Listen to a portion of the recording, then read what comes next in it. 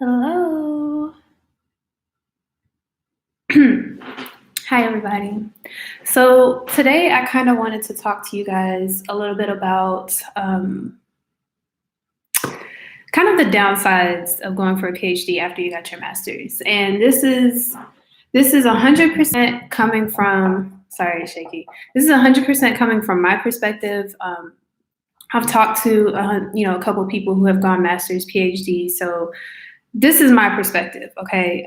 And I feel like we already know the good sides about, you know, getting your PhD, and prolonging getting into the real world. Like you get to do research on things that you love. You get to, you know, apply that time. I mean, during your PhD, it is a little stressful at times, but it's also a time where you're able to, um, how you say, like you get time to yourself. You get time to do things that it is you really want to do. So that's what I would say. It's a lot of good. It's a lot of pros. Once you graduate, you got money coming in, all of that. Mind you, if you're going in the right field. But anyways, that's neither here nor there.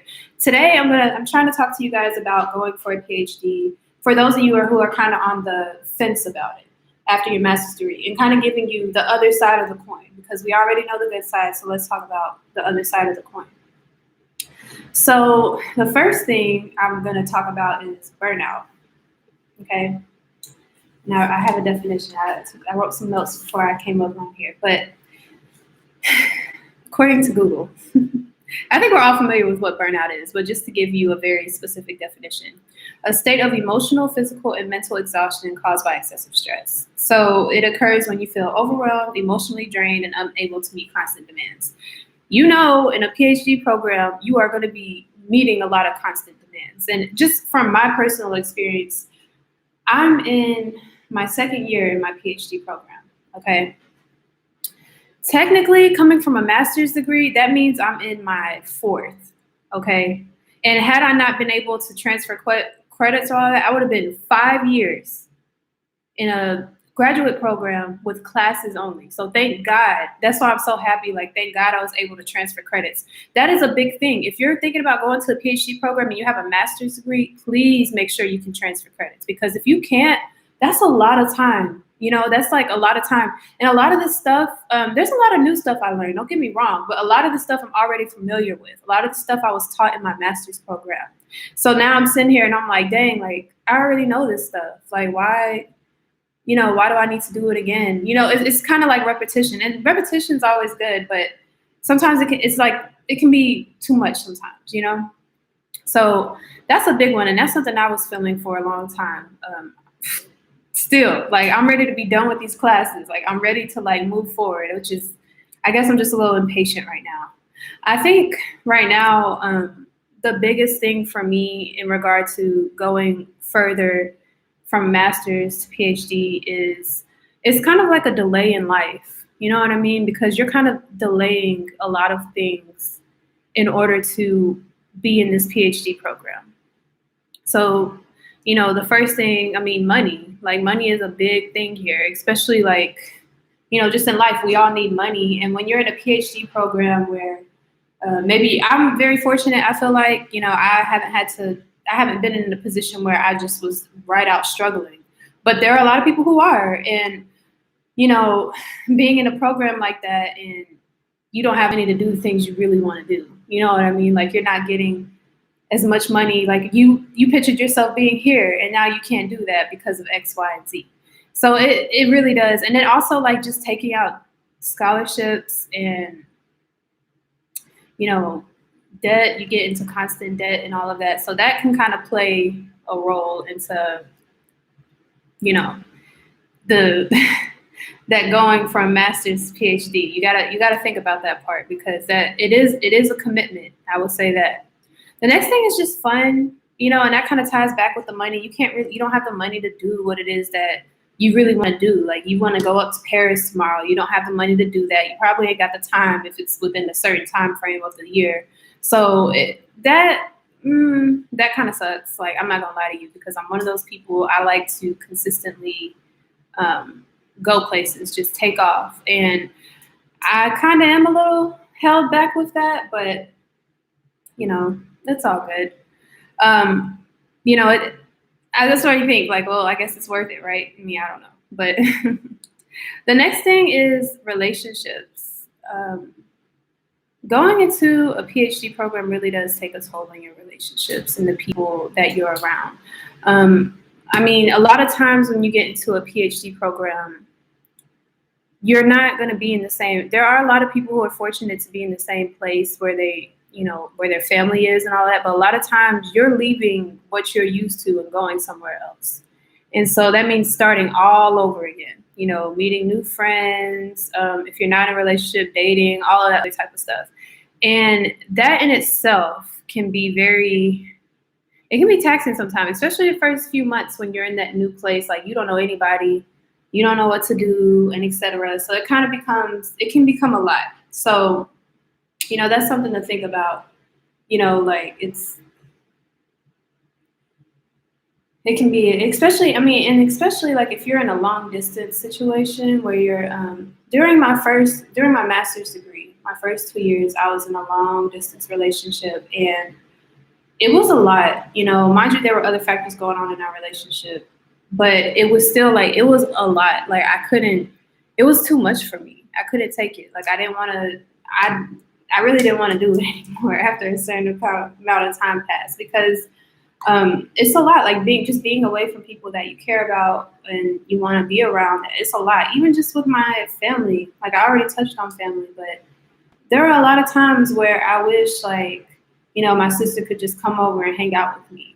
Or I wish, like, I was just hanging around my mom right now or something like that, or I could just run up to my dad's house. Like, there are times when I do feel that way. And, I can't do anything. I don't have, my family. I'm a really big family person as far as with, like, my siblings and all of that. I'm pretty close to all of them. So when I don't have them, since I'm not around them, that kind of takes a toll on me.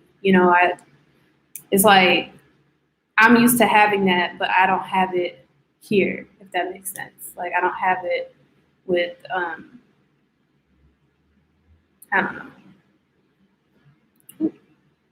Oh, sorry. I didn't know if but anyways, yeah. So that's just kind of what gets to me a lot. But and then I believe my video is called something like "Is it worth it?" or something like that. I would say if it's the type of job you're going for, if it's more of an applied job, if you already have the skills and you kind of know how to finesse a bit, and I don't mean finesse as in scam. I mean, you know how to use your skills to your abilities to get you where you need to be, then I would say maybe you don't need the PhD because you already have it in your toolkit. Again, like when you get into a PhD program, this is more research oriented. When you get into a PhD program, a lot of PhD programs don't have that applied piece to it.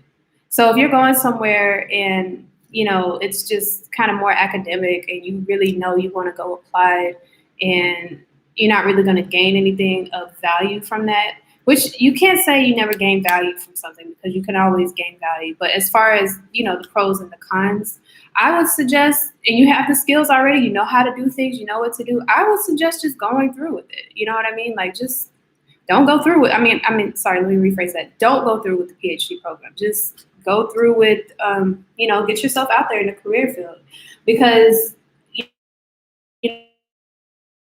know, the more you're out there, the more money you can start making, the more time you can set up, for your savings, 401k. If you want a family, you can start a family and be in a financial place to actually have that.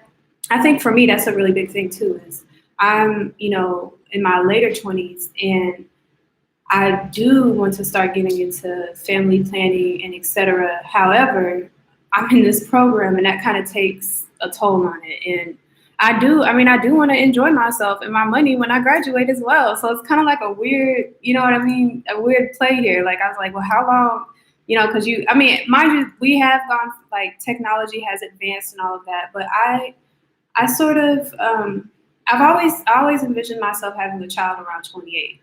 The way things are going right now, it's not happening. And it's just, and there's nothing wrong with that. I'm just saying for myself, that's always what I wanted. And it kind of, the way I want my life to go as far as family planning and having children and etc. It's not going to happen in this program I'm in because I for sure, like I said earlier, I want to enjoy my money. Like after I graduate, I want to like I have some places I want to knock out. Um, you know, if I'm in a relationship, then obviously I would like to do that with my partner before we um, kind of, you know, get together and all of that. Before we start family, having a family and all of that, if that's kind of what that relationship would be. So yeah, I mean, that's just sort of how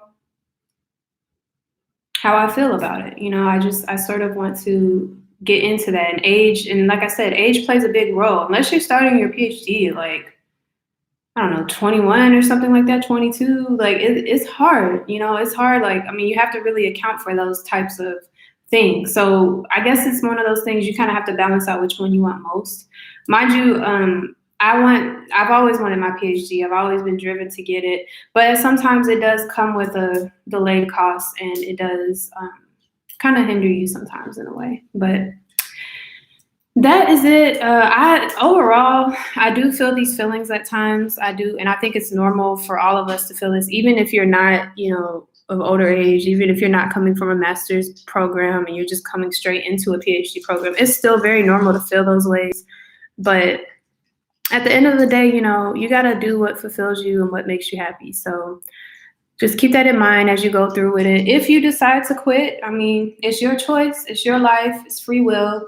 It's my dog in the background. Sorry, but yeah, it's what it is.